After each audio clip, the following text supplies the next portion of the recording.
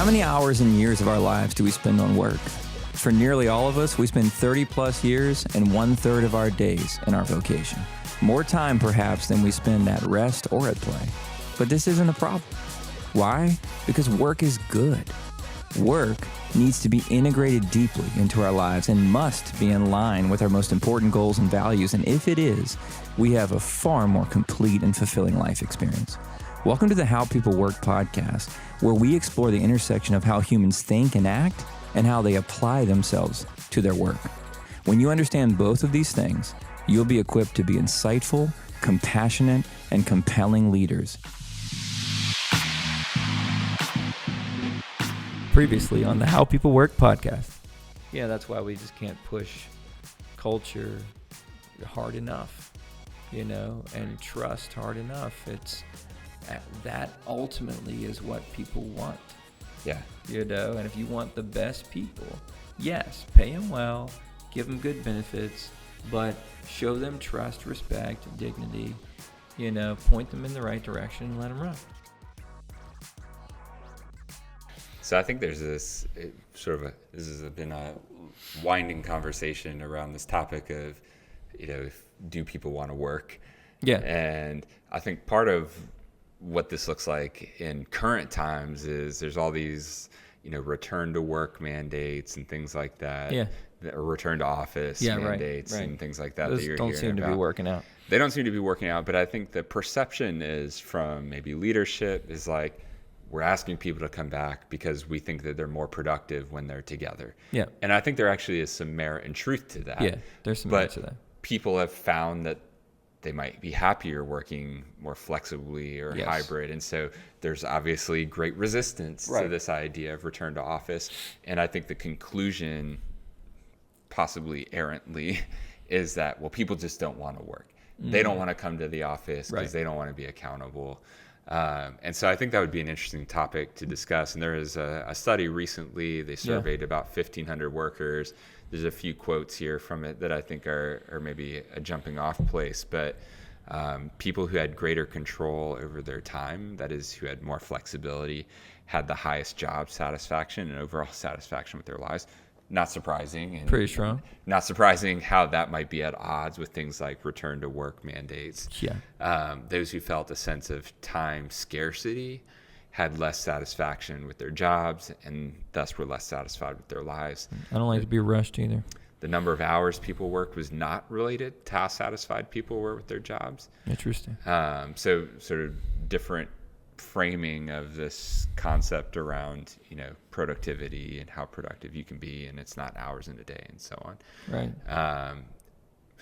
But I think sort of the converse that I think this could be saying is that just because you work many hours doesn't mean you're less satisfied. Right. Like if you're working at something you really enjoy, you're probably okay with that. Yeah, to some degree. You always see it depicted on television, but somebody that's like, I don't know, they work in the White House or they're a lawyer or something, and they work 20 hours a day, but it always turns out it's because they freaking love it. Yeah. You know what I mean? Yeah. And you're like, there's a balance and there's some health stuff in there to discuss, but of course, the undercurrent is always they love it. Yeah. Which is interesting. Right. And the counter to that would be your Homer Simpson. Right. Exactly. And then lastly, those who had more control over their time, having scarce amount of time, that is, feeling time scarcity did not undermine their job satisfaction as much as it did for those who had less. So if you're feeling time scarcity, but you feel like you have some control or you have some autonomy,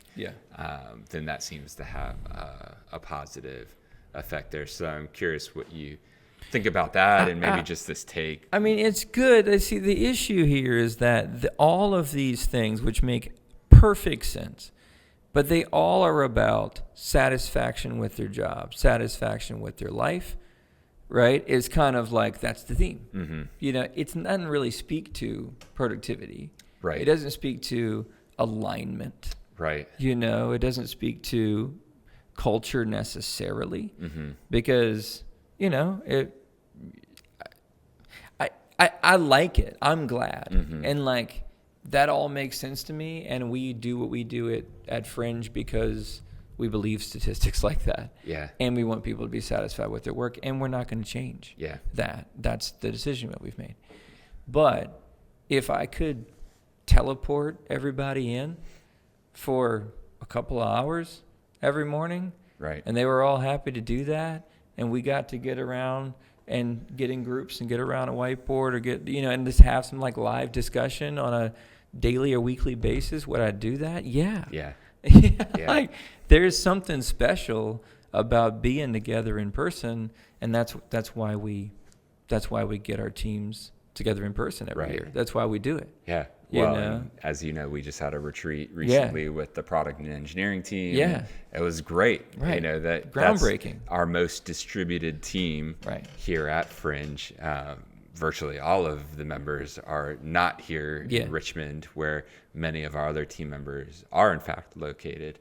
And so we brought them together, and I know I shared a couple stories of just different little side conversations that happened that, were really meaningful steps for the team, where a decision was made about something we're going to do as a team that wouldn't have happened without that physical proximity. So I definitely am a believer, but we're also a company that is remote first. Right. We're not going to tell those people, hey, you got to work you got to come to Richmond. Like, it's not only is it not practical, right? It's just not the way, that's not how we're leading first in our culture. And so we've had to think intentionally about how to create those opportunities for people to have those interactions. Yeah. I mean, with some exceptions, with some mistakes we've made over the years, that we're attracting mature people.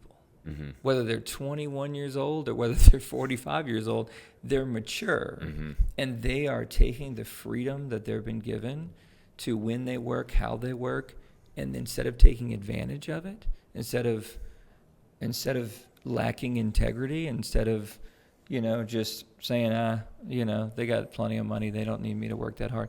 It's not even about that. Yeah, they just believe in what the mission is. They feel a sense of ownership over the company and where we're headed, and they act with character and integrity. But that's just a type of person. Yeah. And so when I look at the question of like, do people want to work? Do people not want to work? I come back to the same thing. The people that did still do. Yeah. And it's not all of them and who they are. Some of it is where do they get to work? And how exciting is that work, and how good are their leaders at helping them engage with the mission and so forth. So I shouldn't be unfair to those that work in places that aren't so dynamic and don't invite people's opinions to matter and all that kind of thing. Yeah. I'm sure that's a hard experience, and I can see getting disengaged in that. Yeah. In that environment. I think I would get disengaged in that environment. Yeah. But from an employer standpoint, you just need to find people that know how to hustle, people who have a lot of character and need direction a heck of a lot more than they need management. Yeah, well, I think there's something too to this, like what constitutes meaningful work. Yeah. And I think that sometimes there's this perception that it's like, we got to be saving the world. Yeah. We got to be like doing the ultimate. Not everybody good can be finding a cure for cancer. I hope we do, but and I think it misses the point of like there's other factors that create the meaning in the work. And so there's a concept we've talked about before that, is developed by psychologists called flow. Yeah. And when they look at flow and they study flow and what it is, it doesn't just apply to, somebody who's like, saving the environment or something like that. Some of the stories they tell in this book that's like kind of his primary research is about, a guy who's working on a manufacturing line who managed to just find purpose in getting better and better and better every day at the job that he played there. And so I think for those of us that work in technology, especially, there can sometimes be almost an arrogance of like, well, of course we're working on important things because we're trying to drive human flourishing. There's a little bit of that in our industry, I got to say. There's a little snobbery. I'll go ahead and put that out there. At the end of the day, these things that actually create the meaning in the work or help us find the purpose in the work don't have to be these like gigantic, like earth world changing types of things. Like we can find purpose in smaller things in our lives day to day. And like, that's fine too. It made me think, one of these quotes in the research study made me think about Daniel Pink and his book Drive. And I know we've talked about this too, but there's sort of 3 concepts that he lays out that are important to our relationship at work. And it's autonomy, mastery, and purpose. And so some of what I read and about control over time and flexibility, I'm like, that's autonomy. Right. Like I have the ability that's what that is. to control some of my environment. Right. And when I hear things like younger employees want opportunities to develop, I'm like, that's mastery. Like we want to become good at the things that we're doing. Like it's no fun to do work that you're not good at. Right. They're saying, help me be better. Right. But it's a lot of fun to do work that you are good at. Yes, it's very fun. Even more fun to do work that you're great at. Yes. Like the greatest stuff that you can contribute. It's a lot of fun to do those things. Absolutely is. And then finding the purpose again is actually more introspective. It's sort of knowing what matters to you. What are the things that are important to you? Yeah. You know, as an internal value, you know, of like, I just want to be great. I want to hold myself to a high standard. Like I have intrinsic motivation as well as the extrinsic, like what are the things externally that I care about that I'm moving towards, you know, with this mission, and am I aligned to that in the work that I'm doing? And for a lot of us, it might be the intrinsic part that matters most, because we just sort of end up having the opportunities to work where we end up having them. And there's not a ton of control always in that kind of stuff. And so I think sometimes the purpose is found inside ourselves, perhaps more often than it is through the external mission. If you can find both, I think that's amazing. Yeah, and if they pair up nicely, then that's really nice too. I mean, that's another generational thing too. I mean, I distinctly remember being 27 or 28 years old and having a conversation with a mentor then and being like, you know what?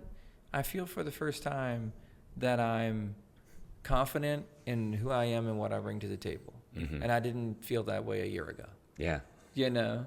And like, so that means if I felt that way, chances are someone else who's 23 or 25 or even 32 might be feeling like, I'm not really sure where my purpose is, because I'm not really sure who I am fully, and I'm still figuring that out. And so I think that's an age at which you might tend to lean further onto a cause or onto someone else's mission. Right. You know, whether that be an employer or a, you know, whatever, the club or, you know, social cause, politics, whatever it is, you know, where you would lean a little harder there as you're figuring out kind of your own position in this universe and like, where do I fit in all of it? So that's another aspect that we're navigating as employers and employees, and people are finding themselves or feel like very much that they have already, and they're on different journeys, different parts of the journey. That's really interesting though, because it makes me think that, you know, like if an employer were to say, hey, we want to intentionally design experiences for people to sort of look inward and find a sense of purpose and like understand their own value, like that you could on the one hand say that seems very tangential to your goals as an organization and the mission that you're trying to achieve as a company. It's on like, the surface it appears that way. Like why are we going to do this sidebar activity, this side mission over let's just here? get the work done. It's like we have work to do, like that's nice, but it's nice to have, it's not a need to have. When in fact there's actually a lot of research that shows that employees who are intrinsically motivated are by far more productive than those who aren't. And so it could behoove organizations to then say, word of the day, behoove. To say like, hey, it's actually a worthwhile investment to help employees self-discover those kinds of things, because the intrinsic motivation that arises from that is actually going to be beneficial, not just to the employee, but to the organization as well. All the efficiency experts want to strangle you right now. They just all want, they're going to be tweeting at you or whatever it is now. They're going to be Xing at you. Yeah. That doesn't come off as well. I mean, you have to stop doing the work as we typically would refer to it, like the job description sometimes, and slow down and think about who you are, why you're here, why it matters. Like, what are we even doing? You know, and it's insanely valuable when you get people to do that. And as a result, grow, and as a result, develop, and as a result, build trust in themselves and in some of those around them. And, you know, but nobody wants to take the time. Yeah. You know, and that's because it's tangential. Yeah. That's the attitude. It's just like, that's not the point. It's extra. And it's like, well, no, what you're doing is you're saying, hey, let's pause the game we're playing. Let's make all the players better at it, and then let's play again. Right. Why would you not do that? If you could call a timeout and you could coach your team to be better at basketball in 30 seconds and then send them back out, you'd be like, how many times out can I get? Yeah. You know, timeouts can I get? Like, that's what you're doing when you develop people in that way, when you teach them, when you do that personality stuff, when you do that stuff that people call tangential. And obviously I'm on a little bit of a podium right now, but like it drives me crazy that the efficiency experts, those types are like, just get back to work. You know, I'm like, you don't understand. Yeah. You're playing checkers. Yeah, right. That's good. Checkers versus chess. It's a very simplistic way of thinking of individuals, and it turns people into widgets. Yeah. Right. It's like, hey, you get them out of meetings and get them producing widgets. You have capacity. You can produce. Right. Like, just go produce. Yeah. There's no thought to like, how That's can all we it get takes. More? How can we maximize this individual? And, right. I mean, it's really fascinating because like most professional athletes, like at the top of their game, have like mindset coaches and things like, because like the differentiator on the margins of excellence isn't your skill, not your body or your skill. It's not. It's like your ability to look inward and find that sense of purpose, find that sense of drive, find that extra edge that helps you produce. Like in sports, it's produce on the court or on the field or whatever it is that you play. So yeah, we sound really young right now. Yeah. You know? Like, do we? We actually do. We're talking about purpose and like mentality coaches and stuff. Right. I feel like our boomer parents would be rolling their eyes. Because I had a thought earlier where I was like in my head saying, okay, boomer, to myself. I think we exhibit both. I think that's the point of being a millennial. You're just right in the middle these days. So where do we think this is all headed? So we've got somehow miraculously a bunch of engaged boomers, they tell us, that are engaged in their work, feeling good, a bunch of younger people that aren't, but feel much better when given freedom and flexibility, and the time crunch isn't as overwhelming so long as I have control over my time, which is good.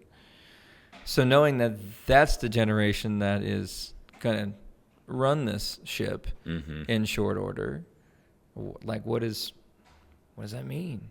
What does it mean? What does it mean? What is work going to look like in 10 years? Yeah, you know? That's a great question. That's a great question. We're going to get into AI stuff if we talk about this too long. Yeah, well, that's probably another thing too, which kind of would get us to, I think, a spot of understanding, like using our minds, being critical thinkers, like doing things that AI can't do, becomes increasingly valuable. All right, do you want me to get into that? Do you want me to open that can? I don't know. For a very long time about that. Well, I think so. One of the stats that the team gave us here is there's maybe like positive news, negative news, like engagement dropped in Q1 of 2024, but we saw it tick up. So it went from 30% being fully engaged at work to 32%. And so what are those years again? In 2024, this year. But after Q2 of this year, there was an improvement. Marginal. Interesting. But what's interesting is, like, I've been looking at these stats long enough now to know that it's always been close to 30%. I see. Is kind of the bottom line. It's never really gone a whole lot higher than that, which just means that basically for the last 20 or 30 years that they've been measuring this stuff, it hasn't been a whole lot more than about 1/3 of workers fully engaged at work. Jeez. Which just kind of means that we've sort of sucked altogether. I think that's a good place to land. Yeah.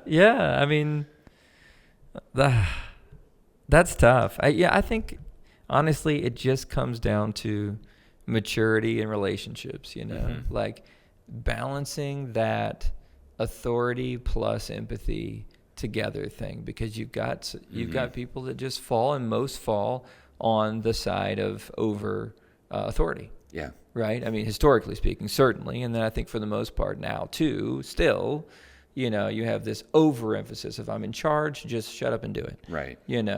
And then you have a few companies, and I think we could even look at ourselves potentially at times as being on the other side of the spectrum of it's so much about the empathy and the relationship and the dignity and respect for the employee that we actually lose sight that there is a decision-making matrix and hierarchy, and there's bosses and managers and so forth. And like your feelings don't always matter. They matter. They matter, but your feelings don't matter to making profitability. Or they're not the only thing that matters. Right. Yeah, it might be a good way to look at it. But there's such a spectrum there, and it's very difficult to do that well. So I'm not surprised 33%, whatever, that's sort of the max that we've seen. This is a really huge challenge. Yeah. It's a really big challenge. And I think it's going to get harder if people are living longer, which means working longer, and a lot more generations in the workforce at the same time. And, not to mention the fact that the work itself is going to get far more relational and far less tactical as a result of AI. Right. And similar technology that just makes efficiency and information gathering and things of that nature automatic, or very, very simple. And so, obviously, what we could get into a whole tangent on. What you end up with is a bunch of relationally oriented, creative generalists that, just figure out solutions to problems. But I think to try to judge whether or not this is going to get better or worse or easier in terms of engagement, it really kind of depends on, I think, our generation and how we choose to lead. Yeah. I mean, we're kind of sandwiched in the middle. We're the older millennials. We're, roughly 40 years old, got a whole lot of career left in us, and, we'll be in leadership positions most likely for all of that. Yeah. And, are we going to what blend of the old school and the new school are we going to bring to it? Right. And what are we going to create as a culture of work? Can we, you and me, even successfully convince enough people that work is good? I hope so. Can we convince enough people of the importance of their employee, of not just as someone who produces, but as a human being, that they get the privilege of valuing and respecting and spending some time with for some period of time, just to humanize the employee. Right. And are we successful in humanizing the employer? Right. Too, and building that empathy. And then can we also do all of that and bring the proper hustle and the proper laser focus on the most important thing? Yeah. And I think we can. Yeah. But it's going to take a lot of listening and openness and respecting people on the very poles of those generations. Yeah. To do that. Yeah. To do that well. I mean, I look at it and I just think, surely the other 2/3 aren't showing up every day thinking, I hope I'm disengaged at work. Right, exactly. So, I love being disengaged. I loved being disengaged and feeling no meaning and purpose. Right. In the job, best. It's the best. Really. Right. So to me, it just means that I feel like there is the door is open. There's a higher ceiling than 1/3. Oh, absolutely. Like can you get 100%? Probably not, but it just feels like there's a much higher ceiling. And I think something that transcends generations, and so I think it is helpful to talk about generations because there's different experiences, there's different vantage points, but there's things I think that transcend those generations around things like the autonomy, mastery, purpose, and the changes that are taking place make some of those things harder, right? But like something that could be easier is autonomy, right? Work is more flexible than it's ever been before. So even though it may not be perfect, it may not be ideal for everyone, it feels like we're going in a direction where more autonomous work, more flexibility, more control over when and the type of work I get to do is more a reality than it was before. But things like AI do make mastery more challenging, because things that I might have been working to become a master of, guess what? AI overnight is a master in that thing, and that skill set or that mastery is not needed in the same way anymore. And so that does create a paradigm where, okay, how do companies help employees master the right things that are going to help and contribute in a way that's valuable? And then purpose, of course, I think is a uniquely human experience that we have to navigate. Yeah, I mean, it gives you a lot of empathy if you think about it, for those earlier in their career, because it's a little scary to think that so many of the skill sets that you're expecting to bring to the table could be replaced. You know, and it's like, oh, where's the value going to come from?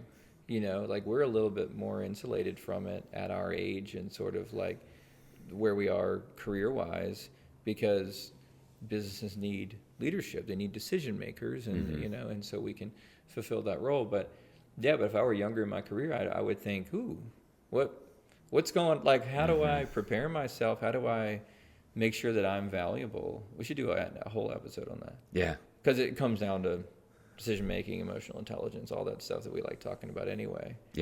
But we should. Season 2, we got many more opportunities for that. Season 2, I love. We're branding this year and a half we took off, or not quite a year and a half, but whatever it was. We're gonna pretend that was a break in between seasons, and you know, our sponsors just couldn't get around to. I gotta wait 2 years for Rings of Power, so y'all can wait a year for the next season of How People Work. He's so cold. Welcome back to season 2 of How People Work. I think we're wrapping up. Are we wrapping up? I think that's a good spot. All right, let's wrap up. It was really great being with you guys today. Thanks to our sponsor, Fringe. If you're watching the video, you see the big shiny pink F in the background, or is that purple? It's supposed to be purple. Thanks for listening in. We're really excited to be back at it, and we'll be on with another episode shortly. Bye-bye. Bye.